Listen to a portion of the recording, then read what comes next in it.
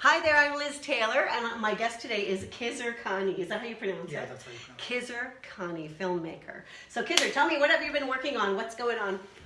Well, we just finished like this science fiction project, so that was like a kind of like concept pilot kind of thing, proof of concept, but a little bit at the same time short. We're just sending that to festivals right now. Excellent, yeah. Yeah, I've just been writing stuff, a lot of stuff. Can I see it before? I like getting the private screenings. Yeah, no, we're I actually... could probably help you get distribution, actually, with Wild Maple Films.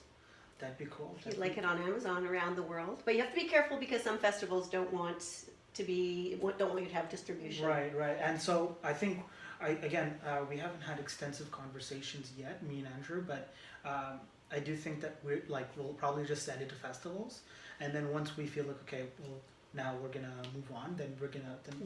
That's a brilliant way to do it, actually. Then you don't have that problem. That problem doesn't arise where... Yeah, exactly. So, you know, some do stipulate if it's got distribution, they don't want it. Some want, like TIFF, it has to be a world premiere, or... Yeah, exactly. It's like, it's painful to me.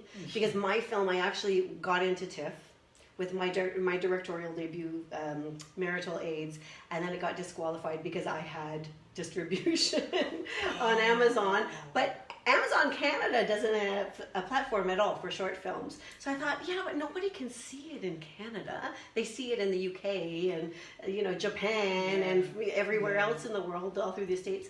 But so I thought, so I lived and learned. So yeah, you might have to just wait. But once you're done the festival circuit, send me your films. I'll help you get distribution. Okay, anyways, but now you tell me you're working on a feature. Yeah, so I've been like writing a feature for like the past year almost. Wow. And so just continuously just drafts and drafts and drafts. And it's funny because the last thing was sci-fi, but this is completely the opposite. Okay. It's a lot more grounded. I've been watching a lot of more like city films and like stuff like Moonlight and stuff that's very like personal and grounded, and kind of felt inspired by that, right? So I just went and started writing. Okay, so what's next? Trying to get funding. Yeah, well, it's right? I mean, what's funny is that I think you just create like 10 to 15 different paths for your film, and then you kind of go through them. Okay, what's PAT? Well, I mean, first is, try going for telefilm, or finding. I mean, like not going to like packages. What's PAT stand for? A path. Oh, path. Not path. I said PATs. It's like, what's PAT? No. I thought I had more to learn. I always have more to learn. So okay. So like, I mean, like you'd be like different like different routes, avenues that you could take to try to get funded. Canadian Arts Council, telefilm. What else? Where else? I mean, there's self-funding. There's going to events and finding people that'd be interested in at least working. If you're an executive producer, call Khizer Khani. Khani. I think you'll find him on Facebook. Are you on Instagram too? I'm on everything. Call me. I'll put you in touch with him. Liz Taylor. I'm Liz Taylor, in case you don't know. I'm Liz Taylor. And we're sitting in the middle of a city street because I recently started longboarding, and now everybody stays off the street. So we just have we can just put our chairs right in the middle of the city. Look at that. And nobody bugs us. It's awesome, no? Okay, tell me. Okay, so you're going to try to get funding. Have you started? I hate grant writing. Is anybody a good grant writer out there who likes it? Because if I were to get you to write a grant, and then, or Khizer, I'm sure too, and then we actually get a grant, then you'd be very well paid. So, right? Yeah. To contribute that. I mean, worth your weight in gold if you're a good grant writer. So please hit me up if you are one. I think a lot of artists, that's the point of contention, right? It's like it's a lot of tedious work. It's a lot of rules, regulations, and it all just terrifies you, right? But some people are great at it. Yeah. And you have to definitely dot all the I's and cross all the T's, or else you just get...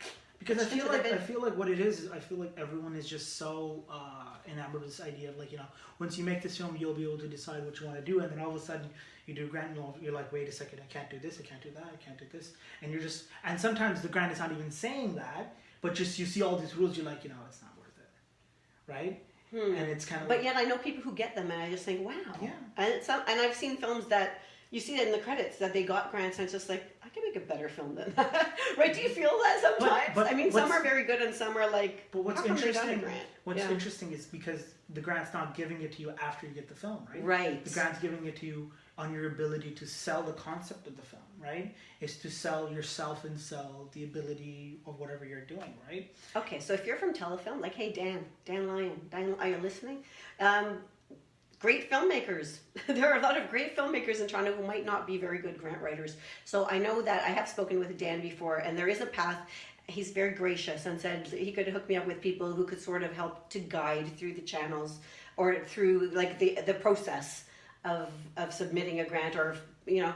So I don't know if there's a cost for that or not, but I think maybe that's the way to go if you've never done one that you've obtained any money from, right? It's worth it. Even if you have to pay something and invest in their time, they know what they're doing, and then if you submit it correctly, I think you have a much stronger possibility of getting it. I guess now we're going to have to try to find out. Exactly. I'm going to wrap this up. That's our next step now. Me and Khizer are going to see if there's a class that Telefilm offers or something that offers help in grant writing. And then we're going to get grants, and then we're going to make movies. And we're going to help everybody else follow the same channels, because Toronto has a ton of talented filmmakers, actors, producers, directors, everything, makeup artists, like wardrobe people, everything. And you know what? We were just talking about it earlier, how come in the States people are making millions and millions of dollars, and here artists are not, basically. And what's funny is that, like, and it's not like we don't get big productions, like Guillermo del Toro comes here, and there's so many other big productions that come here, and a lot of times they're getting talent from here. I know, right? But the pay scale is totally different. But I mean, like, and yeah, it is. But at the same time, I guess my thing is, like, the talent is here. Yes. Right, and it shows. Yes. Right. There's like Denis Villeneuve that came out of Quebec. I mean, like, but he's in the States making making films for like millions and millions of dollars. Yeah. Right?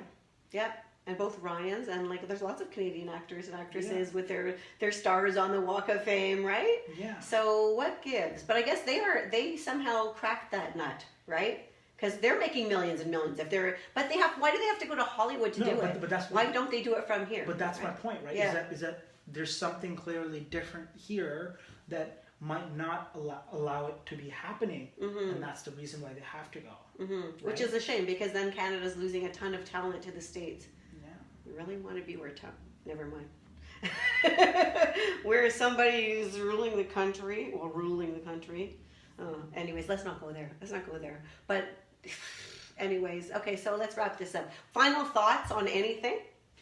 I don't know. It's a very, very interesting and complicated time, but I think if there's a time to make it, it's now. Right? And otherwise, in like a couple of years, it just might be too late for a lot of people, right? And so, I mean, it'll never be too late, but I mean more in the sense of, like, wind has gone out of their sails. I feel like right now is the optimal time, right? It's like when I was in, like, finishing high school and stuff like that, and that was for the time to make it in YouTube, right? And, like, I know a lot of people that now have, like, hundreds and hundreds of thousands of subscribers, and they were starting around the same time I was, right? But if you started now, you can make it. It's just so much more harder. Okay. Right? So are they making money having a YouTube channel? I mean, like, they or trickles it's in? not just YouTube. It's like multiple streams of revenue, right? And that's how they make their money. But, but they're living on it, living their dream, just working their creative life. Some of them are. And still floating. Yeah, but I guess, like, it's kind of like, if you went to YouTube now, you can still make it, but it's just very hard. Yeah. And like that, like, with everything that, especially since Oscar is so white, that whole phenomenon that happened, it was like, it's been a lot of, like, grants just really specifying to, like, different and unique filmmakers, and so it's the time to make it is now. Yeah, like female filmmakers. Yeah. Khizer! Yeah. So my guest Khizer today, and he made me set up in the middle of the city and said, let's do a podcast. Because I haven't done one in a while, and I really should do this more often. So who's next? Hit me up if you want to do a podcast. Liz Taylor, and that's a wrap. That's fine.